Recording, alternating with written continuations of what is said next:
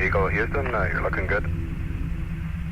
After 21 hours and 36 minutes on the surface of the moon, it was time for the first people to walk here, Neil Armstrong and Buzz Aldrin, to start heading home. 9, 8, 7, 6, 5, port stage, engine arm ascent, proceed.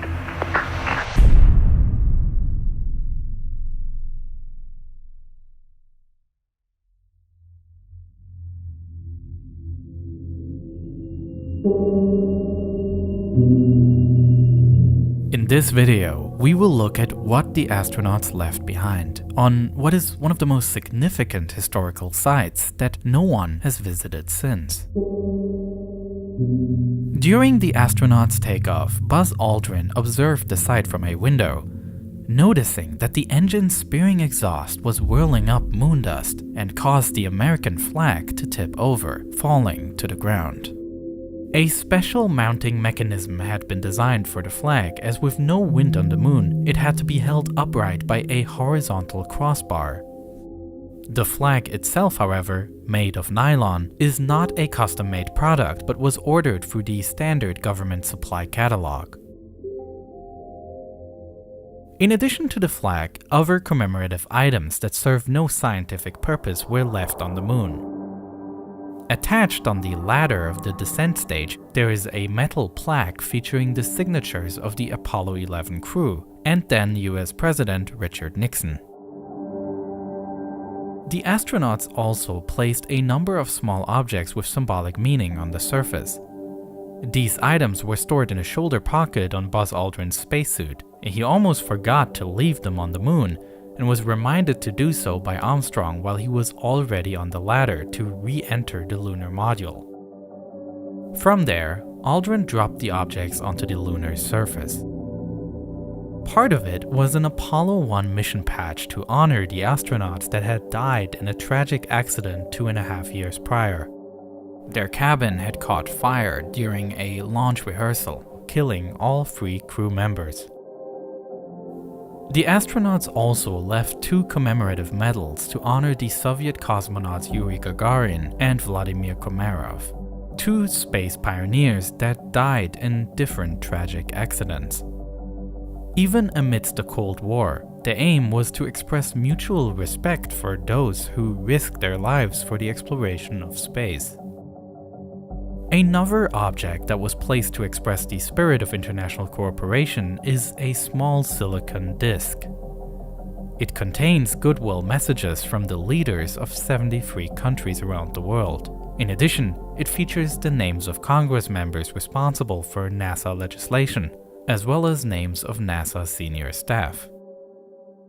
The astronauts also left a gold olive branch as a symbol of global peace. Besides these purely symbolic objects, we can find instruments that were used for experiments, such as this seismometer that can measure ground vibrations. The device, powered by solar panels, records data on the strength, duration, and approximate direction of seismic events and transmits this data to Earth.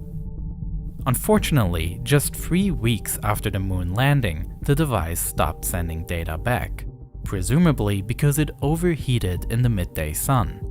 The temperature fluctuations between day and night are much more extreme than on Earth. This is because the sun's heat is not absorbed by an atmosphere, which could distribute it and retain it during the night. If we look around further, we find another experiment, the Lunar Laser Retroreflector. It acts as a special kind of mirror reflecting incoming light in exactly the same direction from which the beam originates. This means scientists on Earth can direct a laser beam towards this device, which will reflect the light back to Earth. Since the speed of light is known, this instrument can be used to measure the exact distance between the Earth and the Moon, and it is the mission's only experiment that still works to this day. Other experiments that the astronauts carried out can only be recognized by the traces they left behind. the astronauts took rock samples and drilled into the ground, measuring the resistance. They also hung up a special sheet for the duration of their stay in order to measure the solar wind outside of Earth's magnetosphere. Because the astronauts had to bring this sail back to Earth, only the pole remains on the moon. Close to the lander, we find an area that is cluttered with objects. This is the trash we left behind. A number of rock samples were brought back to Earth, and in order to be able to take as much as possible of those, the astronauts tossed away equipment that had already served its purpose. Also, the black and white camera, which had transmitted both the first steps on the moon and the raising of the flag to a worldwide audience, stayed behind on the moon.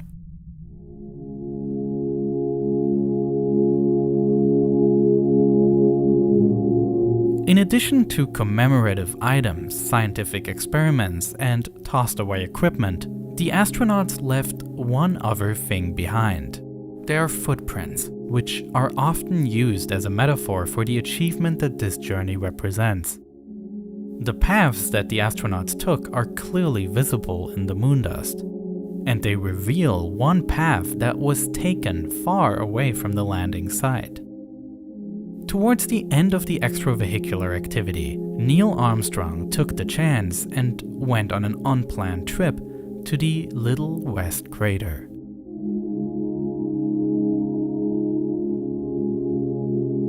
After the astronauts left, the site's condition is expected to only change slow.